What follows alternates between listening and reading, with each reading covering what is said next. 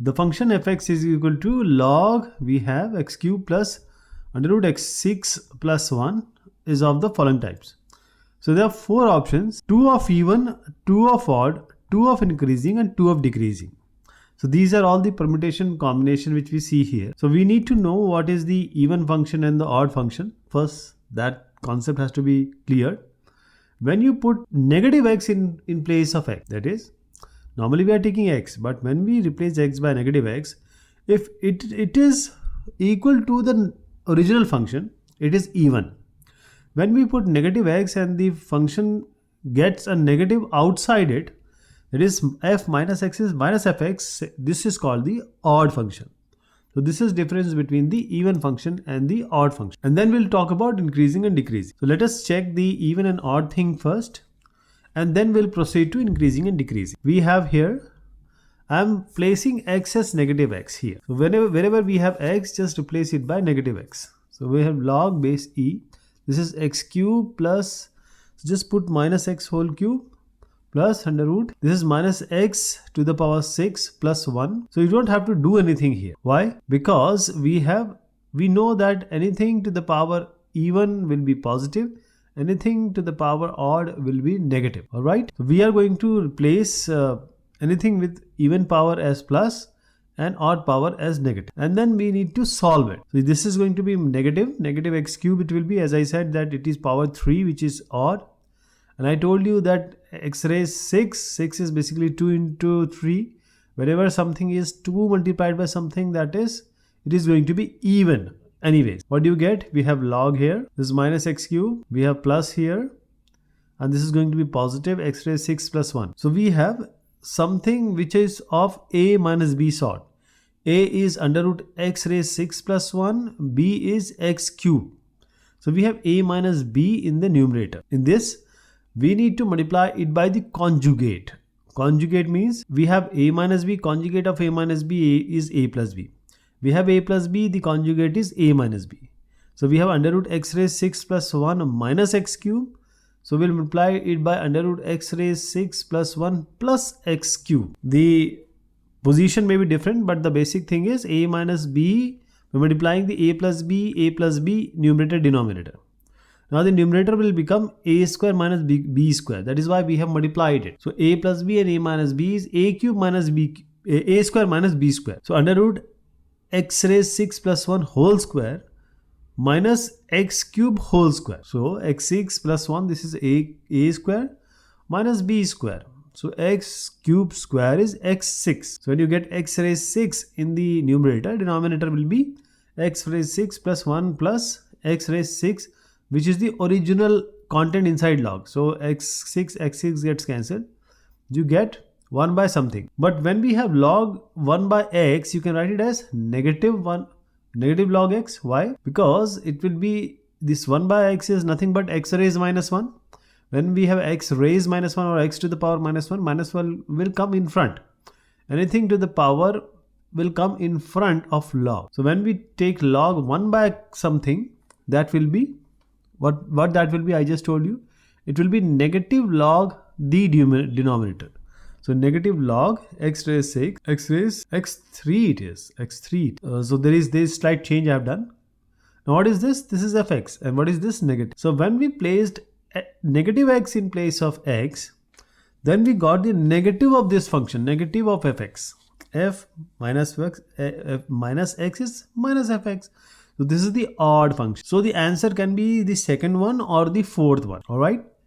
So we have to check increasing and decreasing now. Increasing and decreasing means simply differentiation. That is f dash x. So log of that thing, anything which is inside is 1 by that thing. So 1 by x cube plus under root x raised 6 plus 1. 1 by that thing, right? Now differentiation of this one, which is the above one, that is 3x square plus 1 by twice under root x raised 6 plus 1. Then the differentiation of x raised 6 plus 1 will be 6x raised 5. So 6x raised 5. Okay, then let us take the LCM now. Let us multiply this. So when you multiply this, what are you going to get? 3 to the 6, 6x square into under root x raised 6 plus 1. On the right, when you multiply this as, I'm taking the LCM. 6x raised 5, denominator is twice of under root x raised 6 plus 1. Okay. Now when we get this, we have 1 by x cube plus under root x raised 6 plus 1 in the denominator. Now, any cancellation which is possible? If we take this 6 outside and x raised square outside. So let us take 6x square outside. When you take 6x square, it will be x raised x cube plus under root 1 plus x raised 6. Okay. So when we take 6x square, 1x will get cancelled from the denominator. So only 1x will remain in the numerator. So 6x will remain in the numerator, but 2 is also there in the denominator. So it will be 3x finally. And the numerator from which the 6x square has been taken, that get cancelled. So what do you get finally? As I said, we have 6x square twice and there is a x in the denominator also. So under root x square x6 plus 1. When you cancel this, what do you get? So final observation, what we find is 3 is positive, x square is positive, under root anything with under root will be positive. When everything is positive, what are you going to get? It is greater than 0. This means it is increasing. So what do we see? We have done it in the two parts. First we explained how it is, this function is an odd function, and then we explained why it is increasing greater than 0. Now this question, fx equals to 2 tan x plus 2a plus 1 log sec x plus a minus 2 into x is increasing on r. See, first thing, whatever is inside the log is going to be positive only. But we will take the negative part also in order to complete this solution. The first thing is going to be the differentiation. So I am differentiating this 2 tan x plus 2a plus 1 log and mod sec x. As I said, anything which is mod sec x, so one time will take mod sec x as plus sec x, and one time will take mod sec x as negative sec x. So I am taking plus as of now. Now 1 by sec x, differentiation of sec x is sec x tan x. Then a minus 2 into x is a minus 2. So I am writing sec square x as 1 plus tan square. We know that sec square theta is 1 plus tan square theta, and cosec square theta is 1 plus cot square theta. So we are taking this and just cancel this sec, and what do you get? This as tan x is of course in the numerator, we have a minus 2. Now this 2 gets cancelled. So this, if you assume this tan square x has x only, it is equivalent to a quadratic equation ax square plus bx plus c. This is a quadratic equation which you see here. We have 2 tan square x plus 2a plus 1 into tan x plus a. 2 is a. Okay, if I compare with ax square plus bx plus c, b is 2a plus 1 and c is a. There are 3 terms here. It is greater than equal to 0 because the f dash x should be greater than equal to 0. So what do we have? B square minus 4ac is the discriminant. So the discriminant should be less than equal to 0 in order this for increasing. So b square minus 4ac should be less than equal to 0. That we have done in the previous question also. That whenever we come across these kind of stuff, we see b square minus 4ac is less than equal to 0. This concept we are going to use here. Alright. B square minus 4ac should be less than equal to 0. And if you remember, I told you what is a, what is b, what is c.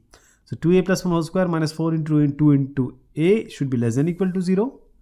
This is 4a square plus 1 plus this is 4a minus 4 to the 8a.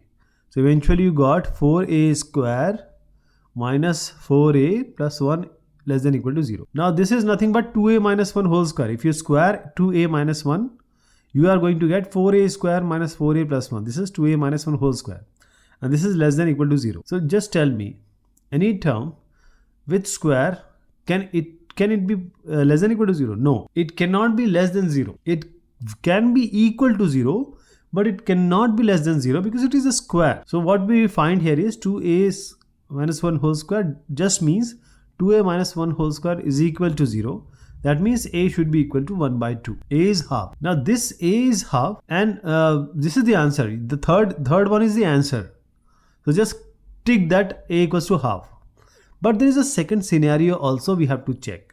That mod sec x was sec x being taken in the first part of our discussion. Now taking sec x as negative sec x when the modulus or the absolute sign is removed. So mod x, the sign is removed, it will become negative sec x. So that I'm going to do. Now this differentiation will remain the same. You know already the differentiation, so I'm not going to go into the detail again. but the differentiation remains like that. dy by dx of fx is 10x is sec square x plus 2a plus 1. Now this is negative now, log minus sin x. So we have log minus sin x is 1 by sec x, so 1 by minus sec x. Then we have sec x 10x, and then we have a minus 2. Alright, so this is sec x, and we have 2 sec square x minus 2a plus 1. Now just go with the flow and just remember what we have done in the previous part of this question only. This has to be greater than equal to 0 in order for this function to be increasing, because the differentiation is greater than 0. So only this negative has changed, other things remains the same. This sec square x, just write it as 1 plus 10 square x. In the previous part also we did the same thing, so that we can cancel these two, the first one and the last one. The 2 into this, multiply this inside 2 10 square x, and I have cancelled 2. I've already cancelled it, okay? That is why I have written 2 10 square x. This is minus 2a plus 1 tan x plus a greater than equal to 0. That means b square minus 4ac should be less than equal to 0. Again same thing which you do here. Again ax square plus ax square minus bx plus c is the quadratic equation here. So what is a, what is b, what is c, you already know that. So b, I am writing it as negative 2a plus 1. b square minus 4ac is what? Same term which we used in the previous part, only the negative is there, negative 2a plus 1 whole square. But since it is square, b square, and b here is negative, so again 2a minus 1 whole square will be less than equal to 0, which is impossible. You can only get 2a minus 1 equal to 0, not less than equal to 0, so a will be equal to half. So this is for the sake of completion. First part you have already known, a equals to half was already the answer which we have discussed. You can just check this and tick this. So how you are going to go about it? This is the whole procedure of solving this question. Every step I explained you. Only mod x should be taken as x and negative x as separate cases which we took, but both the cases gave us a equals to half. fx is tan inverse gx, where gx is monotonically increasing in 0 to pi by 2, then fxx. Monotonically increasing means in a similar pace it is increasing. The average speed remains the same. That is what is monotonically increasing. Exponentially means it is increasing very fast. We have gx equals to, this gx is basically increasing 0 to pi by 2. So what is the definition of increasing? If you remember, when we started the first exercise, I told you we take two number x1 and x2, where x1 is less than x2.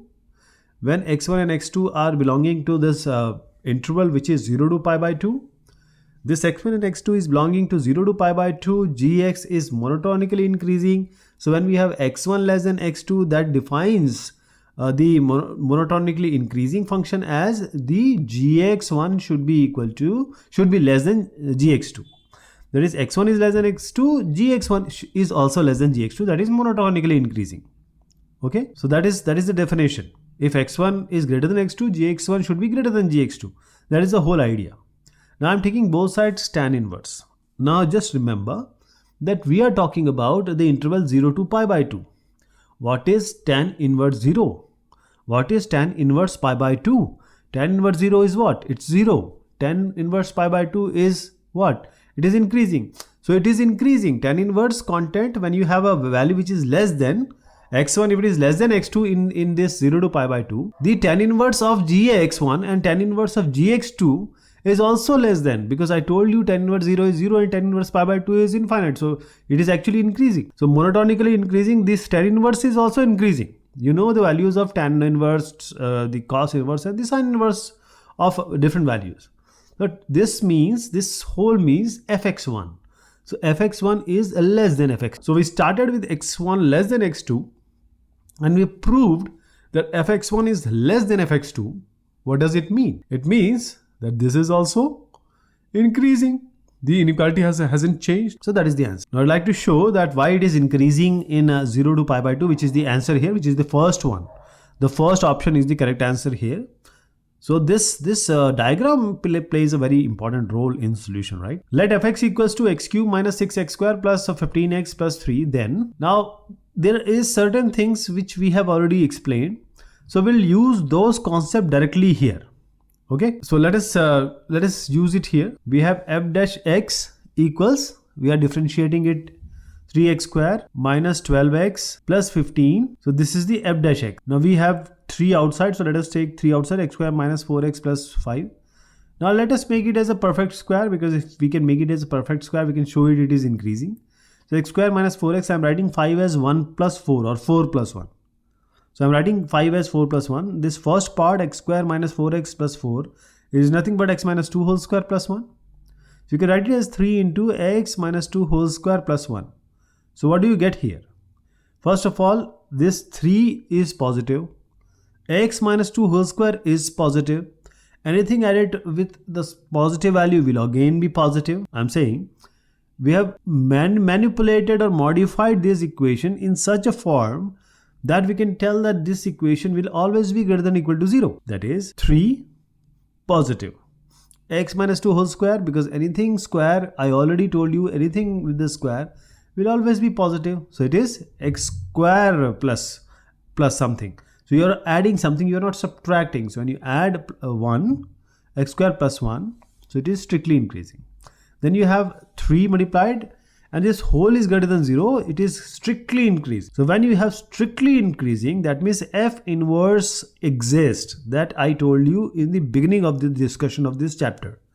That if a function is increasing, it is strictly increasing, that means the inverse also exists.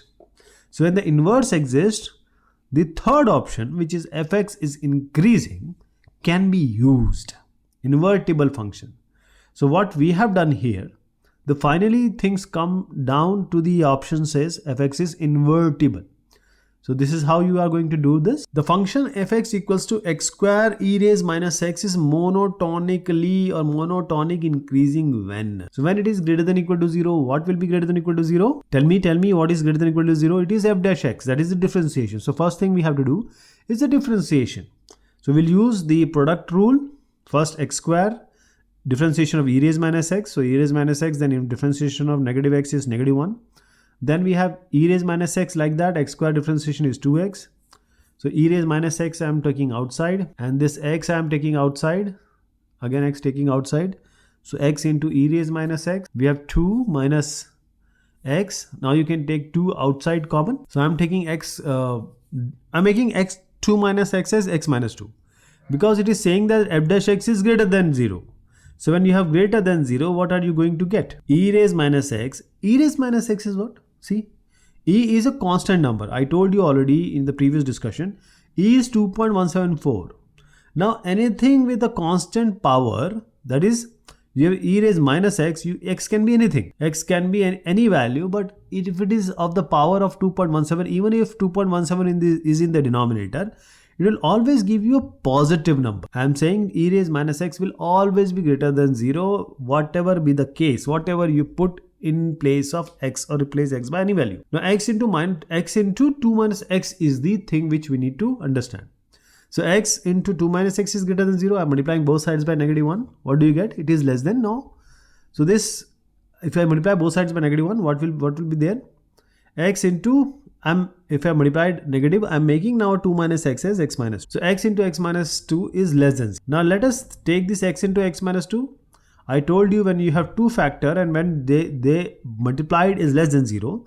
So either one is positive, second is negative, or the first is negative, second is positive. When this x in x minus 2 is going to be 0, x is 0 at x equal to 0, x minus 2 is 0 at x equals to 2. So when we have this a into b less than 0, we take the internal part, that is between 0 and 2. So x should belong to 0 and 2. X should belong to 0 and 2. So x is between 0 and 2. Okay, this is your final answer.